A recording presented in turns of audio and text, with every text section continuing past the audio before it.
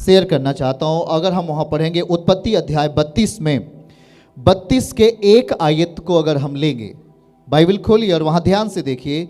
उत्पत्ति 32 अध्याय वचन 1 को अगर हम पढ़ें तो वहां पर कुछ खास बात हमें मिलेगी। लिखा है कि याकूब ने भी अपना मार्ग लिया और लाबान ने भी अपना मार्ग लिया, और लिखा है कि परमेश्वर के दूत उसे आ मिले। हालेलुया। क्या बाइबल सबके पास है? उठा के जरा बताइए, दिखाइए। वचन है कि नहीं? वचन है। ओके, चलिए हम इस बात को देखते हैं वहां पर क्या लिखा है। उत्पत्ति 31 पढ़ेंगे, उसका 54 पद पहले पढ़ लेते हैं। जस्ट उसी के ऊपर एक वचन देखेंगे, क्या लिखा है। याकूब ने उस पहाड़ पर मेल बलि चढ़ाया। क्या आपको मिल चुका है? उत्पत्ति 31:54 देखिए क्या लिखा है। याकूब ने उस पहाड़ पर अपने मामा लाबान के साथ मेल बलि चढ़ाया और अपने भाई बंधुओं को भोजन करने के लिए बुलाया। तब उन्होंने भोजन करके पहाड़ पर रात बिताई। कहां पर? सुनो, आंख खोलो, सामने देखो। मैं आपको एक ऐसे चरित्र के बारे में बताता हूं। याकूब एक ऐसा चरित्रवान व्यक्ति था, वो अपना ज्यादातर टाइम परमेश्वर के साथ व्यतीत करता था। किसके साथ?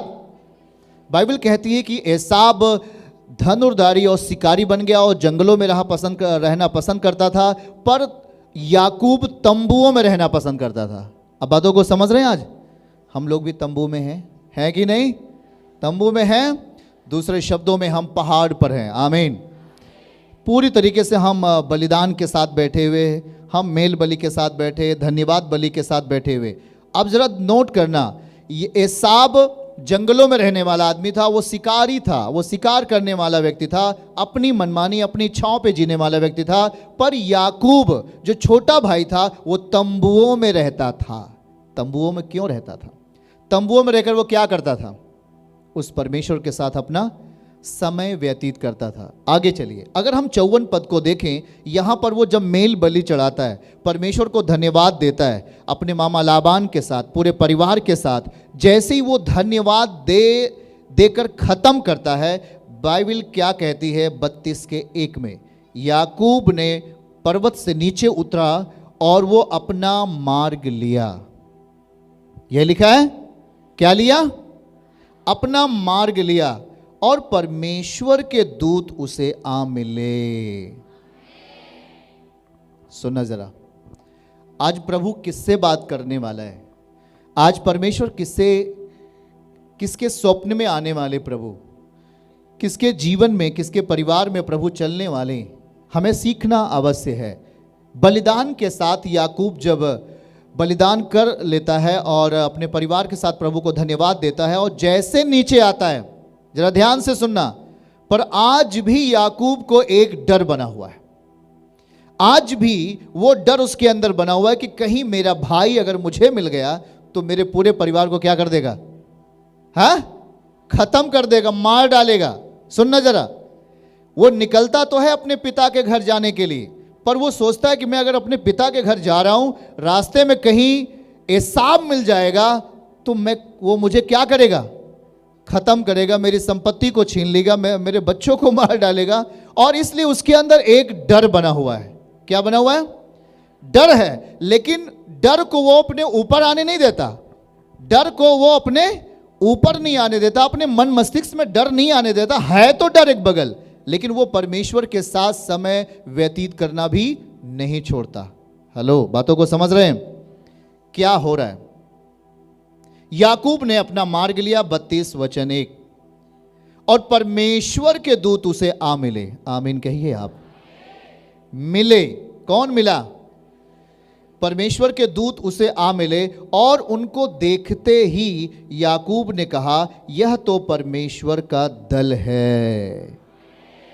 आपको एक्साइटमेंट नहीं हो रहा है मैं क्या बताने वाला हूं? याकूब क्या देख रहा है? याकूब परमेश्वर को धन्यवाद देके जैसे ही पर्वत से नीचे आता है, बाइबल कहती है कि उसने परमेश्वर के एक दल नहीं 2 दलों को देखा। कितने दल? 2 लिखा है, यह तो परमेश्वर का दल है। इसलिए उसने उस स्थान का नाम महनैम रखा। महनैम का मतलब होता है दो समूह। परमेश्वर का दो समूह, दो दल, दो झुंड को देखा। किसने? कौन देखना चाहता है?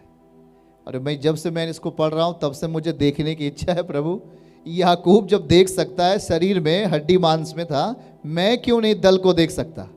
आप क्यों नहीं दल को देख सकते? आप देख सकते हो परमेश्वर के समूह को, परमेश्वर के दल को पृथ्वी पर चलते हुए। यीशु के नाम में दो दल। कितने दल? महनेम का मतलब क्या होता है? दो दल, दो झुंड। क्यों दिखा यह भी आपको आगे पता चलेगा। परमेश्वर आपसे ज्यादा जानता है। कोई कह दे भैया ओ जी प्रभु ने मुझे दर्शन दिखाया पास्टर साहब आपके विषय में, तो उसे कभी नहीं मान लेना। एक चरवाहे को परमेश्वर, आप कभी कभी जज करने लगते हैं विश्वासी लोग, बेचारों को कुछ पता नहीं होता ना, स्वप्न देखा कुछ ऐसी आकर के, हाँ मैंने पास्टर साहब के बारे में, हमारे आत्मिक पिता हैं, मैंने उनके विषय में स्वप्न देखा है। क्या स्वप्न देखा? मैंने स्वप्न ये स्वप्न देखा कि कल वो रास्ते में जा रहे थे और गिर गए, उनको चोट लग गई, हमने स्वप्न देखा। या हमने ये स्वप्न देखा कि ये हमें अपने दाहिने बैठा रहे हैं, ये स्वप्न देखा। हेलो, सुन रहे क्या है आप? बातों को ध्यान से सुनो। आपका कनेक्शन परमेश्वर से दूसरा है, मेरा कनेक्शन परमेश्वर से दूसरा है, स्तर अलग अलग है। आप बातों को समझते हैं? जब कोई लीडर, जब कोई एक चुना हुआ अभिषिक्त जब परमेश्वर के साथ होता है, आपकी ज़रूरत नहीं उसे, आप जिस जगह पे हो वहाँ पर केवल सुनो और आशीषित रहो। सुनना ज़रा, हमारा और परमेश्वर का क्या ताल्लुकात है? वो हमसे डेली बात करते हैं, आपसे क्यों हमारे विषय में बात करेंगे? यह एक ऐसी बहुत सारे भ्रम आजकल कुछ चर्च में ऐसे होते हैं। पिछले दिनों में कुछ ऐसे ही एक ऐसी ही उतावला करने वाला भाई था, उसने कहा मैंने आपको देखा, आप यहाँ थे पर मैं आपके बगल था। सुनो जरा ध्यान से, कभी भी परमेश्वर आपको मेरे विषय में नहीं दिखाएगा। सुन लेना, कभी भी एलियाह के विषय में प्रजा को नहीं दिखाता, एलियाह स्वयं देख लेता है। वो उसका ताल्लुकात परमेश्वर से कितना स्ट्रांग है, कितना मजबूत है, ये जानता है, और उसका चुना हुआ अभिषिक्त जिसे वो चुनता है उसको पता होता है। हालेलुया।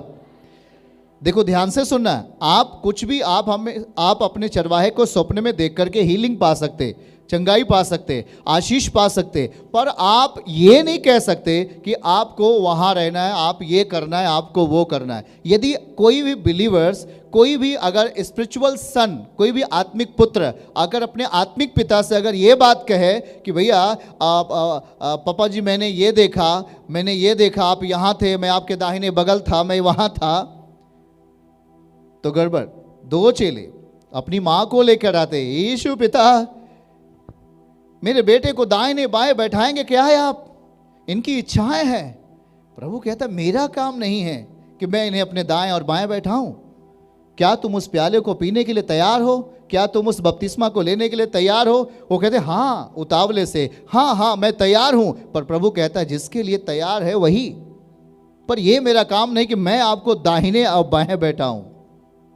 हेलो, बगैर आप टाइम को पूरा किए, बगैर आप पूरी दौड़ को पूरी किए, आप कहीं भी आत्मिक स्थल पे नहीं जा पाओगे, उस आत्मिक दुनिया के अधिकारी नहीं बन सकते बगैर दौड़ पूरी किए हुए।